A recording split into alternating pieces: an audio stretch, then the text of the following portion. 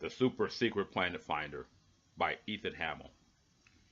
It took Roger Wilhelm exactly 17 years, 3 months, and 25 days to receive the super secret planet finder he sent away for with $3 and a Sugar Puff Flakes box top when he was 8 years old and still believed in Santa Claus and Notre Dame and flying saucers.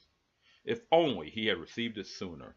A lot of trouble may have been averted because the planet finder may have spared him the lonely adolescent and young adult periods that had marred most of his 25 years on planet Earth.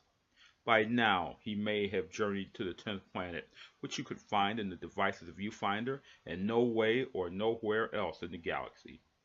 Now he adjusted the frontal lens to the night sky. He blinked at that twice into the tiny opening because it was difficult to fathom what he was seeing. He lowered the planet finder and looked with his naked eye where he had pointed it. Nothing. No twinkling stars or bright unblinking planets. He raised the finder and looked again. There it was. Planet Vargon. Far out. Far gone. 17 years far gone. Vargon.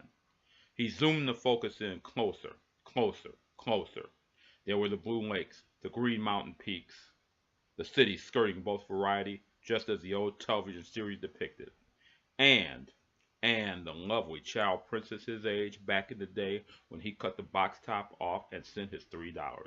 She was now stunning beyond description, as dazzling as a comic book superhero in Flash page.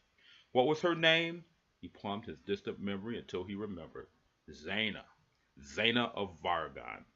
Had other kids received their super secret planet finders, or were they also waiting as he had all these years? And had they received their finder at a forwarded address or 2 addresses removed as he had? Watching Zaina now, it did not seem to matter, for suddenly he was no longer lonely. Suddenly he had someone of his own as he had back then. The taunts of his classmates and later his fellow workers were buried under the warm glow of Vargonian knowledge that he was liked and he was loved for who he was. He lowered the finder again, surveyed his surroundings.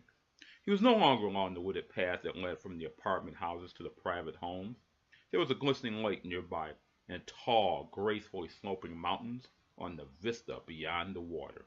Twilight on Vargon. Now there were soft footsteps behind him. He turned to see her approaching. Zaina, his Zaina. In her hand she carried a small envelope. What is it? He asked as she handed him the letter. It's your $3 back, she smiled. Mail is so slow between Vargon and your planet that you shouldn't be charged. But Zaina, it's only $3, he objected sheepishly. I know, but I thought you'd never get here, she replied, and, taking his hand, they strolled toward the blue lake and the green mountains. It was then that he became convinced that in his possession was the only true super secret planet finder, and he would always take it with him wherever he and Zaina went. For he was not going back to where he came from and never would, except someday perhaps to thank the makers of Sugar Puff Flakes. They could neither be blamed for slow-moving mail or slow-working magic. Zaina, yes, thank you for waiting. He had no idea where she was taking him. Wherever it was, he knew he would splurge the whole $3 on her.